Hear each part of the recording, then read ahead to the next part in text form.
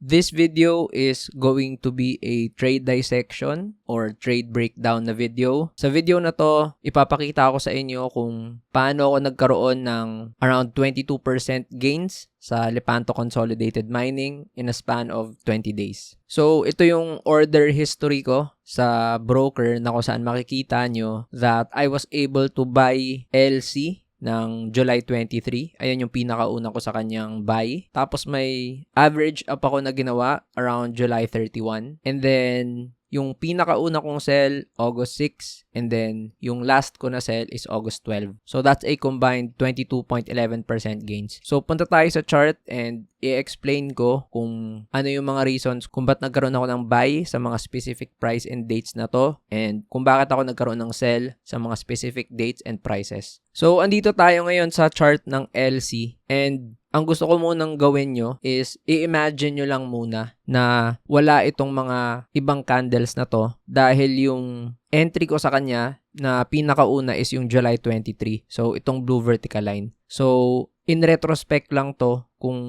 paano ko binabantayan yung chart at ano yung mga naging reasons ko for entry. So, isipin nyo na lang na wala pa tong ibang candles, no? So, nung nalagay ko sa watchlist yung LC, meron akong main reason kung bakit nalagay ko siya sa swing trading portfolio ko. And yung main reason yan is because of gold prices already improving. So, kung makikita nyo yung move kasi ng LC, ito yung importanteng mga support levels niyan, yung around this level sa 17.30, diba? So, alam nyo naman, pag nagkakaroon ako ng stock market analysis video, yung mga swing low, ayan yung nilalagyan ko ng support. So, nakikita natin dito na nung last week ng June, tapos papuntang second week to third week ng July, hindi nauhulog yung LC dito sa 17 na price area ng malakas yung volume, no? So, hindi nagkakaroon ng breakdown yung prices para bumaba pa. So, nag-hold siya. And bakit nag-hold yan? Puntahan natin yung gold na chart. So, andito na tayo sa gold na chart and kung makikita nyo nga, ito yung last week ng June, papunta dito sa July 22. So, makikita nyo yung same pattern ng gold na ginagawa ng LC, no? So, nagkaroon siya ng dalawang beses na kung saan hindi siya nauhulog diretso pababa. So, nag-hold yung gold prices nito. So, ano ba yung significance ng gold sa Lepanto? So, yung Lepanto mining kasi is one of the gold mining stock sa Philippines. And since isa siyang gold mining na stock, ibig sabihin, whenever gold prices increase, may potential yung Lepanto na mag-increase yung revenues nila and eventually, can increase yung net income ng company. So, nagiging siyang magandang catalyst or positive na catalyst para sa LC, no? So, nung nakikita akong nag-i-improve na yung gold prices, naisip ko na pagpatuloy pa yung pag-increase ng gold, may potential yung Lepanto na tumaas pa further. So, of course, ngayon, nakikita natin na tumaas na nga talaga yung gold. Nasa 4.4 na siya. Kasi during this time, nasa 4.1 lang siya, papuntang 4,000, diba? So, balikan natin yung chart ng LC. So, sa LC before ng July 23, nasa watchlist ko na siya. And ano yung naging reason kung bakit napabili ako nung initial ko na buy sa LC? Kasi kung makikita nyo dito, lumagpas siya dun sa trend line niya. So, ito yung ginagawa ng LC, no? So, meron siyang trend line na 2 beses nang naging resistance. And then, during this time, nakalagpas na siya dun, tapos nag-close siya above. So, bumili na ako during this July 23 na period sa Lepanto. And, hawak ko lang siya kasi inaantay ko magkaroon ng magandang move. So, paunti-unti nang tumataas yung gold prices dito. And then, eventually, nung July 31, nagkaroon ng gap up tapos ang taas nung volume dito sa Lepanto and 2 reasons kung bakit. The first one, nag-i-improve na talaga yung prices ng gold and then naglabas yung Lepanto ng disclosure na nagkakaroon sila ng memorandum of agreement concerning yung mga communities na andun sa kanilang gagawing mining project. So, nagkaroon ng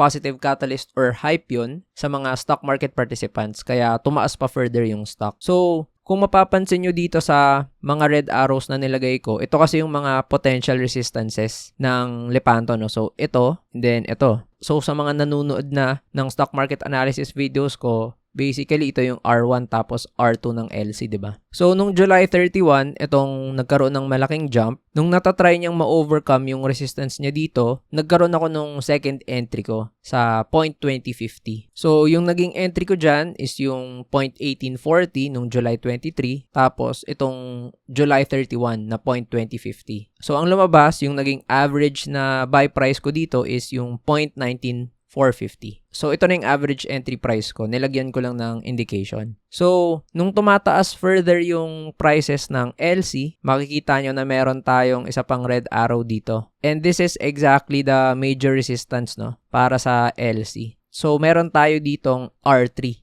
Kasi ito yung R1 na resistance, R2, tapos yung R3, no. So, nung nakikita ko na nahihirapan na siyang makalagpas dito, so nagkakaroon dito kasi ng slight weakness sa gold, tapos mukhang nahihirapan talaga yung LC makalagpas sa resistance. So, nagkaroon ako dito ng initial ko na sell. That's why naka-exit ako ng first tranche ko sa LC sa 0.2290 nung August 6. So, dyan ako nakapagbenta dito sa may resistance niya. And then, nagkaroon ng announcement nung August 11, yung 2Q report ng LC. Tapos na-announce nila na nag-increase yung net income nila ng 99.26%. Umabot yung net income nila ng 759 million, no? So, nung na-announce yan, sobrang lakas na naman ng galaw ng stock, tapos tumataas siya. So, tinatry pa sana niya na i-test yung kanyang 52-week high dito sa 0.27. Kaso, hindi natuloy dahil umabot lang siya ng 0.26. And isa sa mga reason dito is because nahihirapan yung gold na makalagpas ng 4.4 at 4.5 na price area, no? So, that's why, nung August 12, nung kinabukasan dito, nagbenta na ako dyan sa LC. So, sa araw na to, nangyari yung aking second sell. So, balik tayo sa gold chart.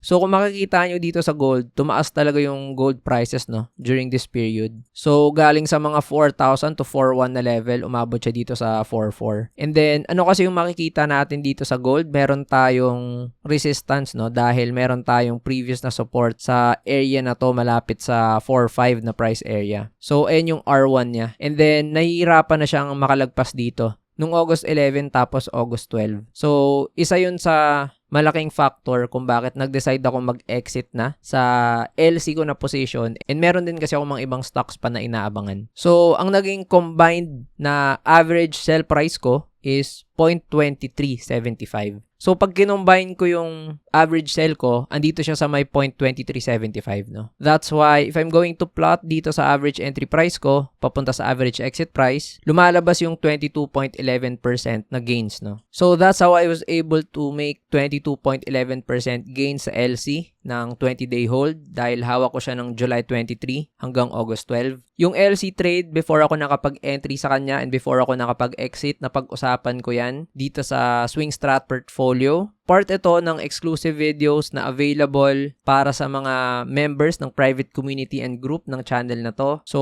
sa mga updates na to, napapag-usapan ko yung mga stocks na currently hawak ko, tapos kung ano yung mga approach ko sa kanila. To name a few, kagaya ng Atlas, DHI, M-Wide, and recently, itong Ion. So, dito sa Swing Strat Portfolio, napapag-usapan ko din yung mga inaabangan ko na mga stocks na part ng watchlist ko na plano kong idagdag sa portfolio na to. So, itong Swing Strat Portfolio na isang short to medium term portfolio is already up by 42.27% to YTD. So, sobrang layo ng performance niya sa PSEI, which is around 4%. So, nasa times 10 yan, no? So, to join the exclusive membership group of this channel, you can check the pinned comment for more details. So, ayun lang guys. That ends this trade dissection, trade breakdown video on my trade sa Lepanto Consolidated Mining. Don't forget to like this video and subscribe sa channel so you'll always be updated sa future videos.